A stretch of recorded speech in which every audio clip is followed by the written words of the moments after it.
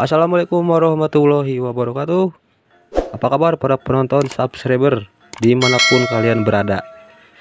Semoga keberadaan kalian bisa membawa manfaat untuk orang-orang sekitar, sehat selalu, dimudahkan rezeki, mudah-mudahan kuota, diangkat segala penyakitnya, dimudahkan segala urusannya. Baik, di video kali ini saya akan coba sedikit terangkan ya, kasih minimal gambaran lah buat kawan-kawan semuanya, berhubung makin kesini ternyata penyebab mesin cepat panas itu makin pelik, makin banyak. Jadi akan saya coba jelaskan kali ini edisi part tangki cadangan atau tangki reservoir, fungsinya itu seperti apa, cara kerjanya seperti apa. Nah oke, jadi langsung saja ya. Jadi sebelum kita ke masalah tangki cadangan ini, kita harus tahu dulu ya beberapa penyebab mesin friction itu cepat panas. Yang pertama, air radiator.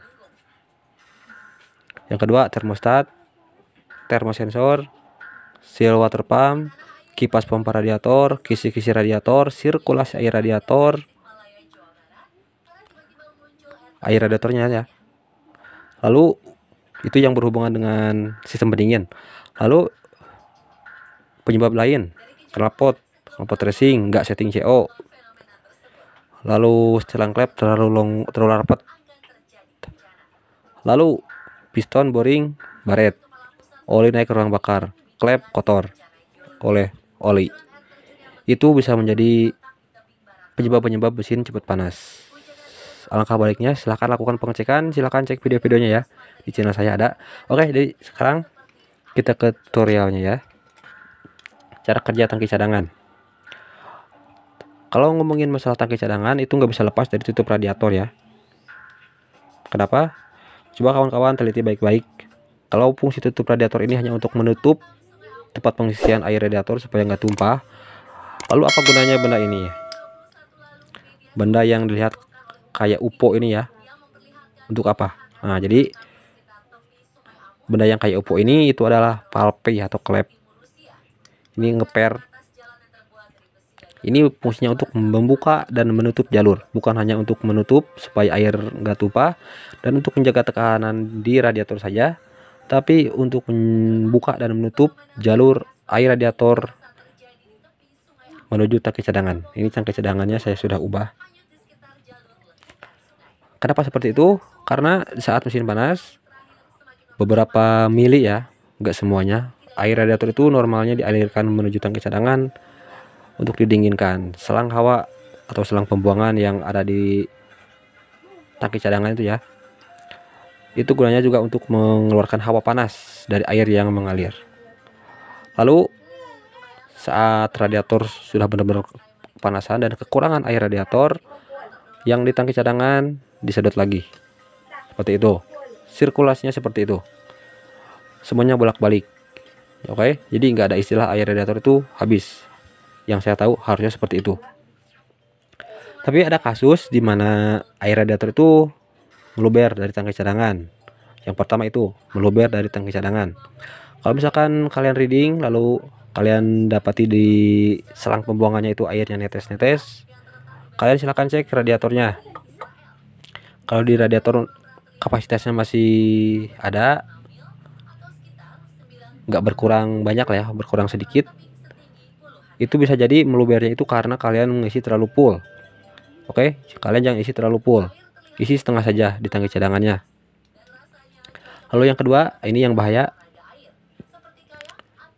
Kalau misalkan kalian mendapati air itu netes atau ngalir setelah kalian pakai dari selang pembuangan, lalu kalian cek di radiator itu ternyata kosong atau tinggal setengah, sedangkan di tangki cadangan masih ada, itu penyebabnya kenapa? Satu, dari sirkulasi air radiator nggak bersirkulasi ya.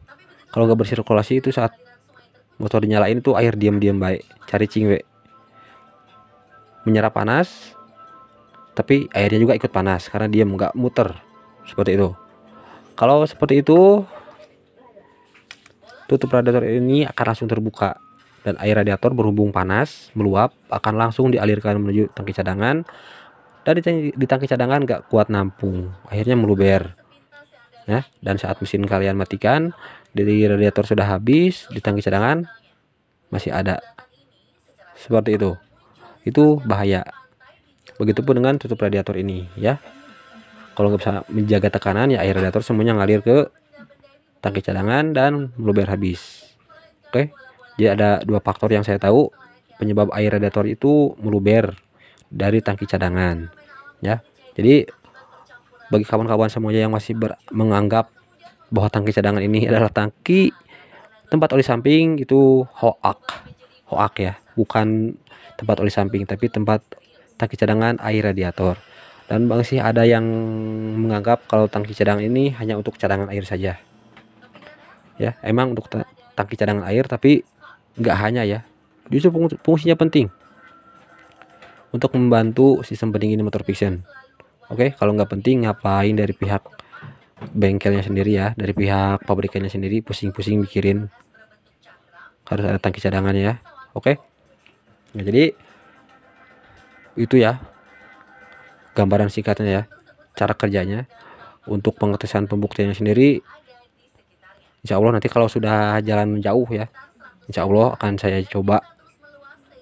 Kalau sudah jalan jauh, motor nggak akan saya matikan di rumah, akan saya coba copot selangnya. Kita akan lihat proses distribusi dan penyedotan kembali dari dan ke tangki cadangan. Oke, lalu tutup radiator ini untuk cara pengecekannya juga sudah pernah saya buat ya, kalau nggak salah videonya hampir semuanya sudah saya buat. Tapi kenapa saya terus-terusan bikin, jengkel saya, karena saya pribadi pun jengkel ya.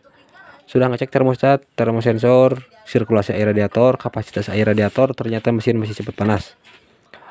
Kalau sudah seperti itu, dengan catatan kondisi boring atau ruang bakarnya masih oke.